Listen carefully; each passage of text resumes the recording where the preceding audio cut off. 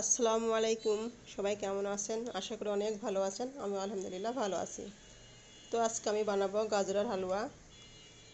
এই হচ্ছে টাটকা ফ্রেশ গাজর, আজকে বাজার থেকে নিয়ে এসেছে।